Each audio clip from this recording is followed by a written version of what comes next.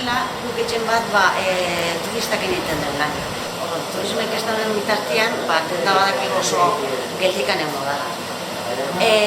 Konsumizioen aldetikan, guk kanpoko jendeakin ere asko egiten dela. Alde batetik iruditu zitzaten, herritarrai ez ematea aukera hori, aukera gutxi bertan pixkat goitzeko, ez da hola ondo. Orduan, printzipioz, proba bat ingo dugu.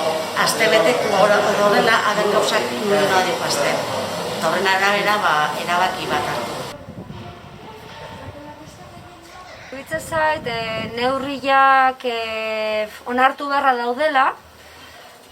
Suposatzen da osasun aldetikan hobeako izango diala.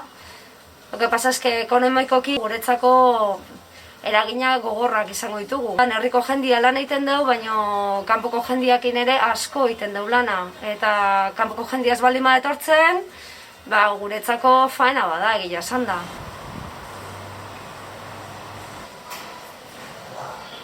Ni egia esan nahi getaitikan asko ateatzen, baina iruditzen zait importantia dela, heldu estatxe esaten duen bezala, herriko tabernak eta dendak eta irekita mantentzea, behintzat herriko ekonomia aurre ateatzeko. Nahi gehien bat afektatzen dit, hori, mendira juteko eta orduan ezin detelako jun alboko herrita kirolat egitea, baina baita ere aizialdi kontuan, imaginatu, getaia nahiko aukera mugatua do, orduan nahi badet beste zerbait espeziala o berezia jatea jun herritikan ezin detelatea.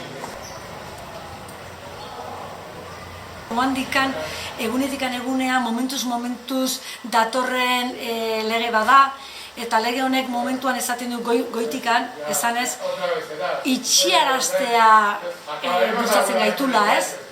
Eta bultzatzen gaitu, herritarrekin bakarrikan lan egiteko aukera ematen digulako. Eta kasu honetan guk herritarrekin egiten dugu lan urtean zehar etortzen dira, baino ez eguneroko laneako, ezta? Eta ez da turismoa bakarrikan, da inguruko herritako jendiaren gustora etortzen dela batipat asteburutan, eta astegunean baita ere enpresak irekita baldin badaude.